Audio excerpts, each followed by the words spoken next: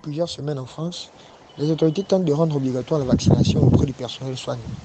Au Gabon, ce sont les entreprises du secteur pétrolier qui sont sur le point de rendre obligatoire la vaccination de leur personnel travaillant sur leurs différents sites. Ce qui fait naître une crainte de la population sur l'obligation vaccinale par le gouvernement, le vaccin n'étant pas jusqu'alors rendu obligatoire par l'Organisation mondiale de la santé. Craignez-vous que l'obligation vaccinale devienne une réalité?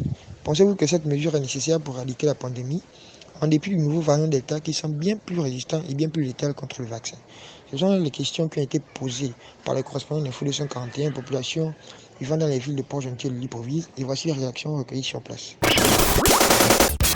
Les sociétés pétrolières du Gabon, c'est normal, parce que les sociétés pétrolières c'est pour les Français. Donc tout ce que la France fait, obligatoirement, eux aussi vont le faire parce que ce sont des Français qui dirigent toutes les sociétés pétrolières. Le pétrole du Gabon, c'est pour les Français. Bon, mais maintenant, au Gabon aussi, ce qu'il faut aussi savoir, c'est que nous emboîtons toujours le pas de la France. Donc si la France a commencé à rendre le vaccin obligatoire, forcément le Gabon aussi va emboîter le pas. Bon, d'un côté, c'est une bonne chose parce que vu la population a tellement souffert du Covid ils ne veulent plus suivre le gouvernement. Mais sachant que la maladie est toujours là, la maladie est bien réelle, la maladie elle est bien réelle. Donc, si personne ne se fait vacciner, la maladie ne va pas disparaître. Non, c'est bon. C'est vrai, ce qu'il faut savoir, c'est que peut-être le gouvernement s'y prend mal en rendant ça obligatoire. Mais on doit continuer à sensibiliser les gens que la maladie du Covid est vraiment réelle et chacun doit se faire vacciner.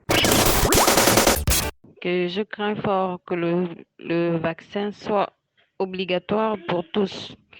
Si ça commence dans les grandes entreprises, ça finira par l'être pour toute la population. Et si je pense que cette mesure est nécessaire, je dirais non. Elle n'est pas nécessaire vu que le vaccin ne soigne, enfin, ce vaccin ne soigne rien. Ils ont bien spécifié que le vaccin n'empêche pas la contamination du Covid et n'empêche pas la transmission du Covid.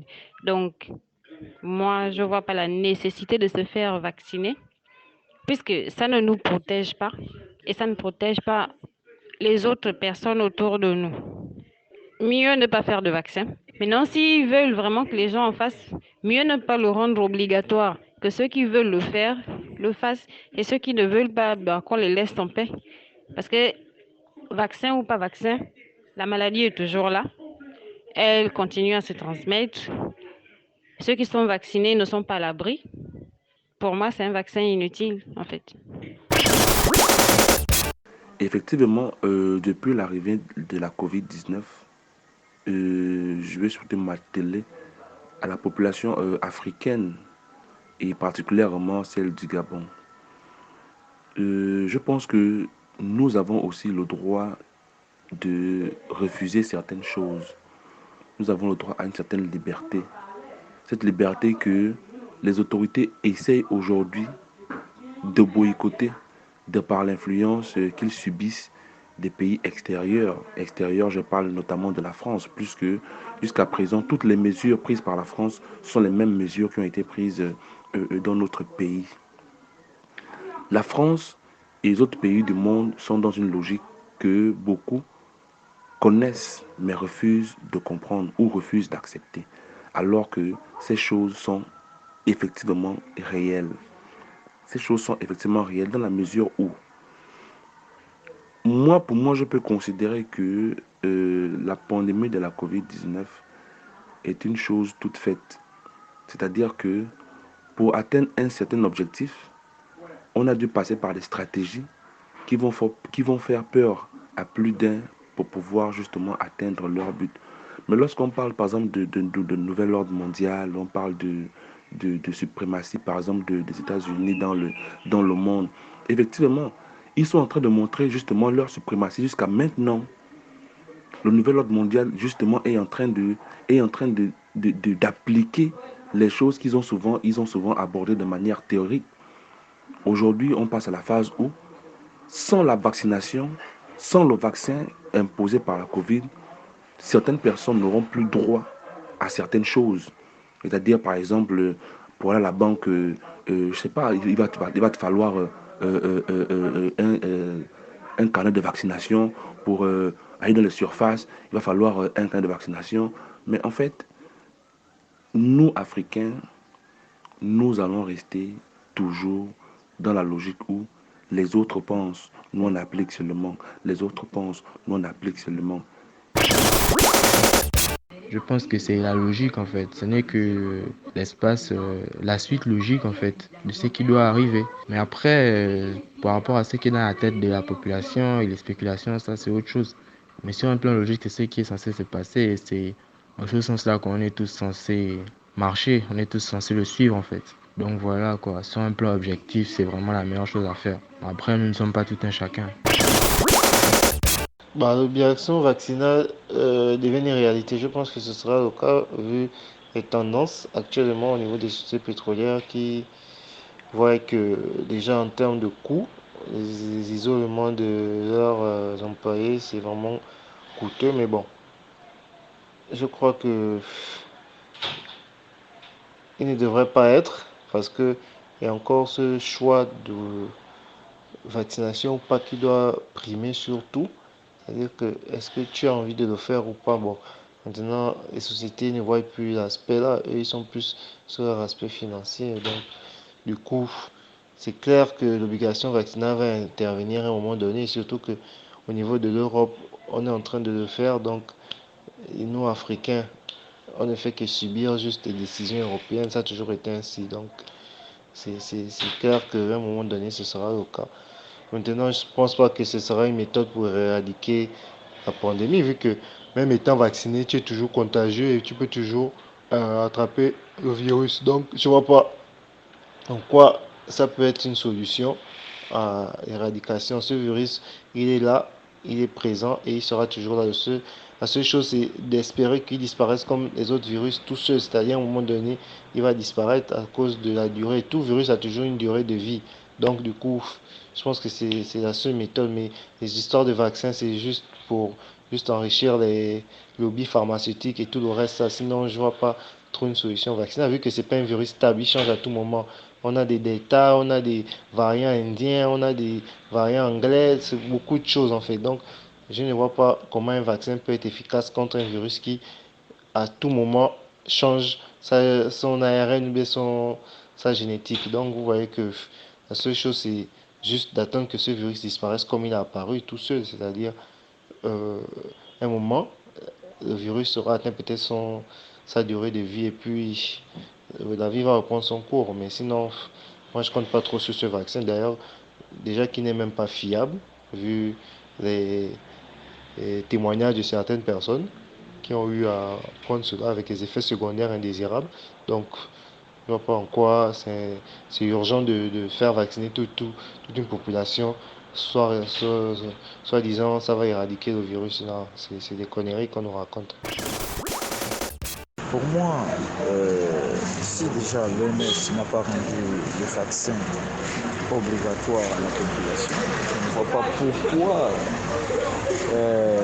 les autorités sanitaires vont imposer cela à la population. Bon, moi j'aurais trouvé judicieux que ces derniers puissent laisser le libre arbitre à tout un chacun. Que celui qui souhaite se vacciner, qu'il le fasse. Et celui qui ne veut pas, qu'il laisse. Il n'est pas, je veux dire qu'il ne faut pas obliger quand même la personne à aller à l'encontre de sa décision. Supposons que dans sa pensée, elle pense autrement et que vous l'imposez à un vaccin. Vu tout ce que les réseaux sociaux donnent, on ne sait plus qui dit la vérité, qui dit le mensonge.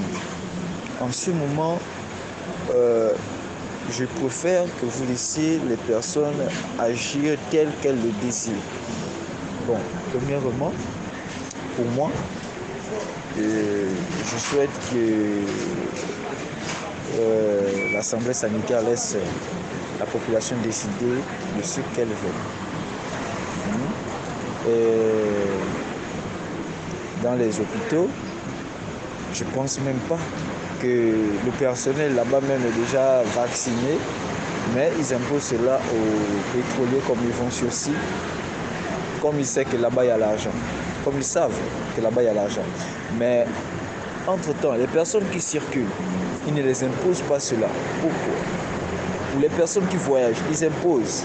Mais pour les personnes qui sont sur place, ils n'imposent pas. Pourquoi? Je ne sais pas pourquoi ils veulent nous obliger à le faire. Le vaccin, il est bon.